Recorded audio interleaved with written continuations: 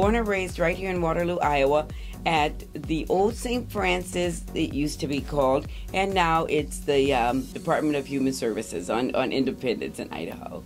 I went to school right here. I'm a product of the Waterloo school system. So elementary school, Longfellow Elementary, then Logan Junior High, which is now Carver, and I graduated from Central High School, which is now Central Middle School. And then after high school, I went to Hawkeye Community College at the time. It was called Hawkeye Institute of Technology.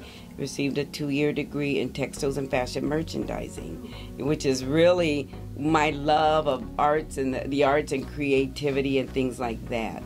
And then I enrolled in UNI in the, I think it was actually public administration's program, but then I moved to Chicago, so I didn't finish college at that time. I actually got involved in politics after living in Chicago 11 years. I moved back to Iowa, and I think it was around 1991, and then was working at that time John Deere Community Credit Union, which is now Veridian, and then wanted to feel connected to the real world, if you will, and I volunteered at a radio station, KBBG FM 88.1. And then I worked there, volunteered for 6 months, and then was hired as Lou Porter's Assistant Development Director. And then from there, Joe Collier was the Waterloo City Councilman. And I used to do a morning wake-up show, so people got to hear my voice. And, you know, and the Berry name is a real, foundational kind of name. My mom and dad moved here from Mississippi in 1957, I believe it was, or 1956 maybe, 57.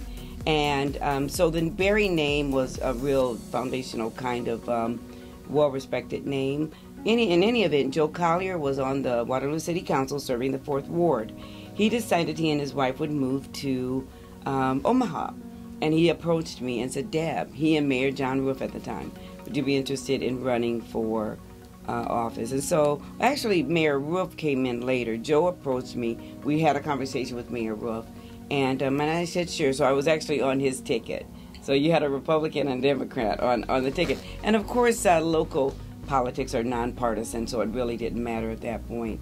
But that's how I got involved. So I ran for... I was there for one term, a half term, and then House District 22 opened. But you had the largest concentration of African Americans living on the north side of Waterloo. At that time, it's called the east side of town. And why it's east, I think it has something to do with the Cedar Valley, Cedar River, or something like that. But so yes, you had the largest concentration of African Americans, and then Hispanics were coming in and other minorities. So it's really like the most diverse, probably city, I'm told, today in Iowa, House District 62 in the legislative district. But so it was a very diverse area, and it was Ward 4 at the time that Councilman Collier was holding that seat, and then again he and his wife relocated to Omaha. And I talked it over with a few family members and friends, and said yes, I would run. And I decided to run to represent the area. And today I always tell, as I talk to young people and anyone running for politics, I always say, it's about the most popular kid in the class. So that's how I say it. It's just like, who's the most popular kid? And at that time, again, with my Berry name and background, and me being heard on the radio, for 6 months, kind of probably gave me a little bit of an advantage, because I did have some competition even for that. Back in those days, and I was elected back in 2003. So in 2002, I was running for office. And campaigning, I think, is the same, pretty much the same process, getting out door knocking, talking to people.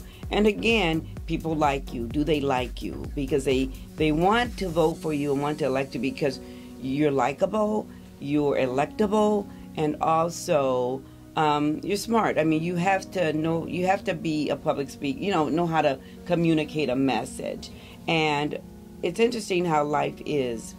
I've always had, my background has always been sales and customer relations, customer service, that kind of thing. And even out of high school, I worked at Montgomery Ward. I'm really aging myself, no doubt about it, but that's okay.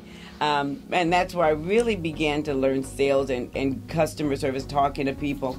And naturally, I'm just a very talkative and like to know people and concerned about what people want. You know, in sales, you always want to satisfy the customer, please the customer kind of thing.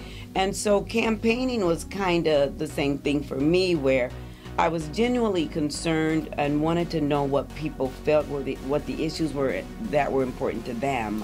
And so I was a good listener, and I pretty much, and like all folks running for different House seats and Senate seats or whatever, you have to reflect your district, you know, so you have to represent the district that you're in. One of the things about each of our districts, they're very unique districts. And so my district, where again I represented a large constituency of African Americans. So obviously criminal justice was very important to me, housing, jobs, things like that. So I served on a lot of the committees where those issues would come through most.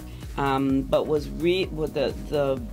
I guess the issue that was most pressing to me was about children. So I was always concerned about, you know, children and after school, where they were and if they're safe, because, you know, at that time, Iowa being a low-wage state where both parents probably are working 2 jobs and a lot of latchkey kids and things like that. So I focused a lot on really getting legislation passed that would provide funding for after-school programs in the state of Iowa. And at that time, there were only 7 states in the entire country that even offered after-school funding. So it took a few years to accomplish that, but thankfully, again, working in a bipartisan effort along with Representative Scott Racker, whose parents are from Waterloo area for that matter. He was the education chair at the time, but again, he understood the importance of that legislation. So partisan, you build and that's, I guess, one of the things I was pretty much known for is that I always worked across the aisle, and I got into politics because I never liked partisan politics, and probably a lot of that comes from having that foundation of city council, working in being elected to the Waterloo City Council, and those governmental levels are nonpartisan, and you worked with your Republicans, Democrats, you worked together, and you got things done. So I kind of carried that with me to the State House, where it was important that I communicated and talked to both sides. And of course, on some issues, I'm just a strong Democrat in me, like when it comes to making sure workers have what they need on their jobs. So I supported the unions heavily. I also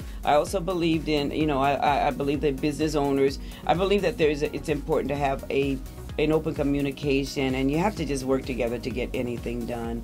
So it was just about, for me, taking the time to listen and hear all sides.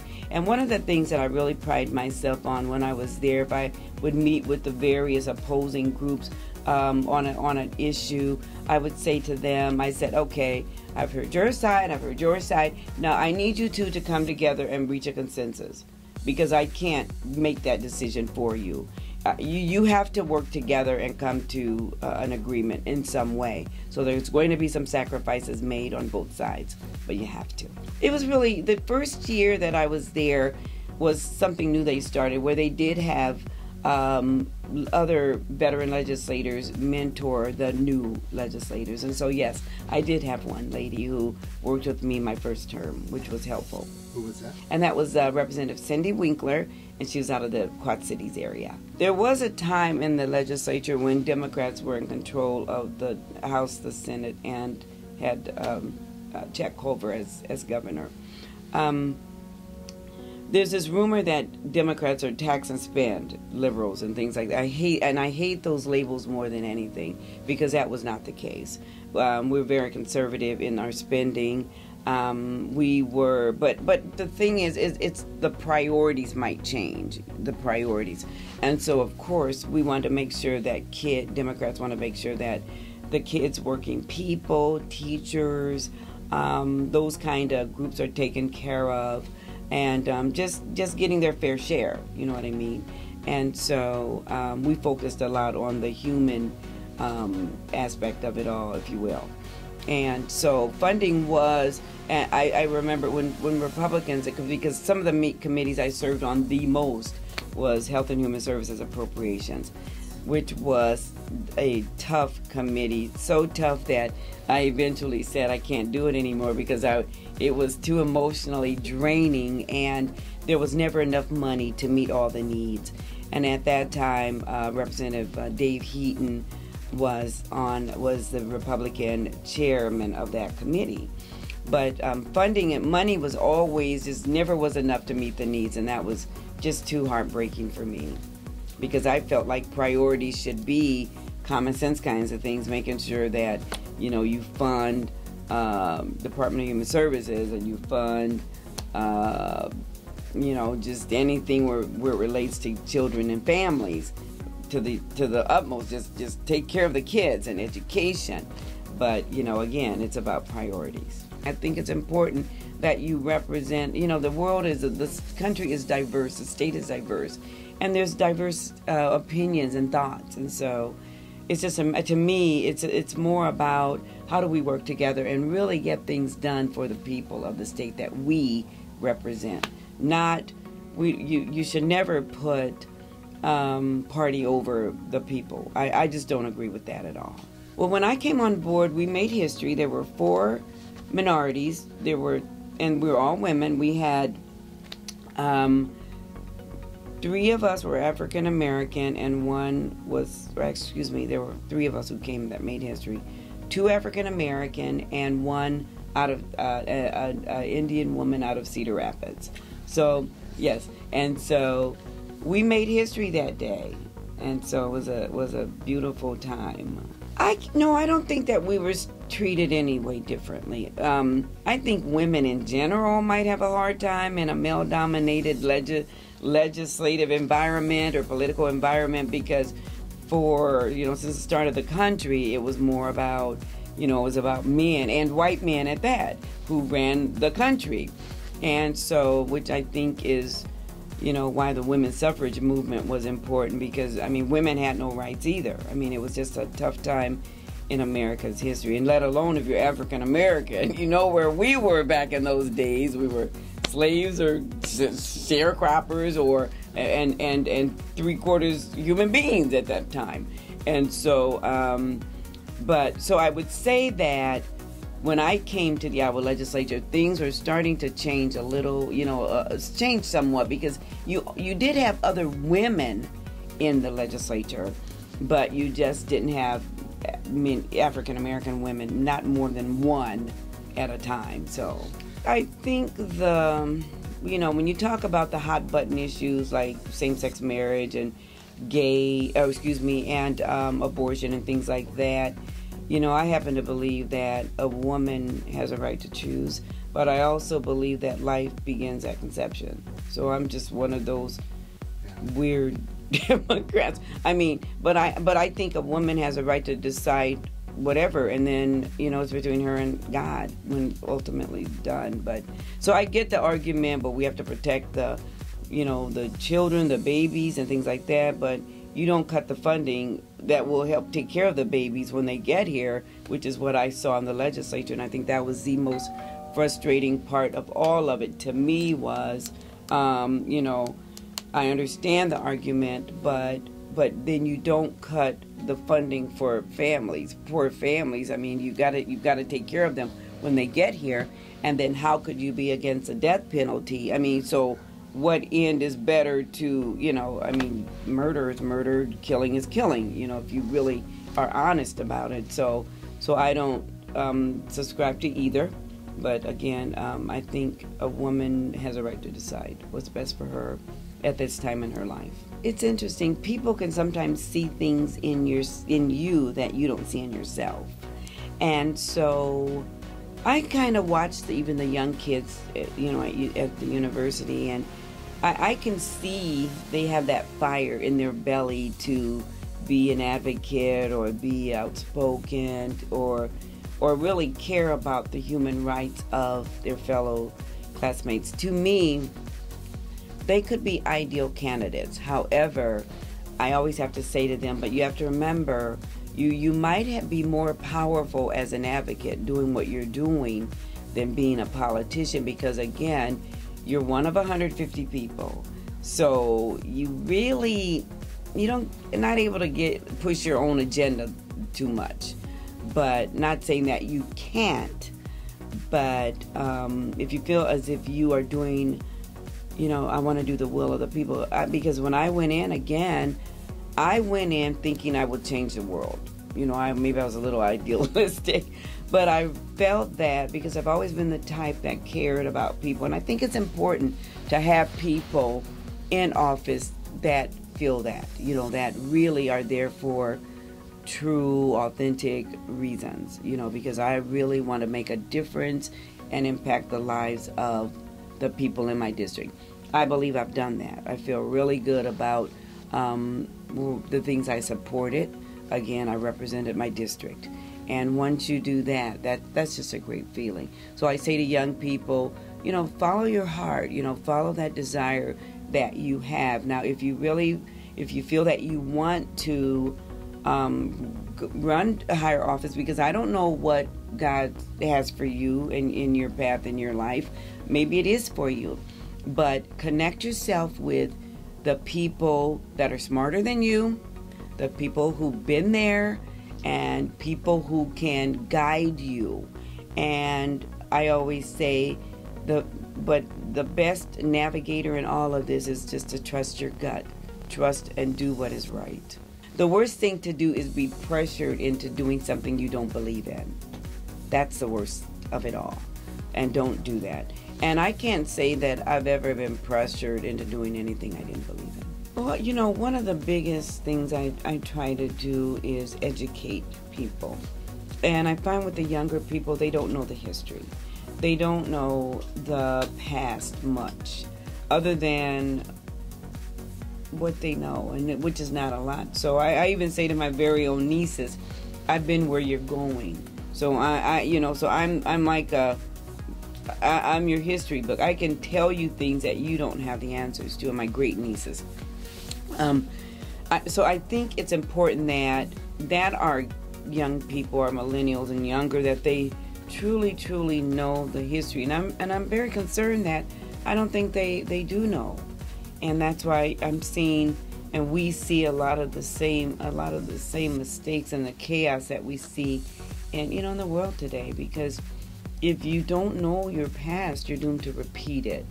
So I try to just educate people in every way I can. With social media and technology today, it makes it easy for all of us. I think it does. But the problem with that even is that it's anything goes. You have to be able to discern or sort out what's real and what's not real. So there's pluses and advantages and disadvantages to the social media part of it. And most of the time it's probably the disadvantage. But I think it's all, it encompasses all. Knowledge encompasses it all. And again, I think the best knowledge source would be the older generation. We've been where you're going, as I said, and so some things never change. Some, in terms of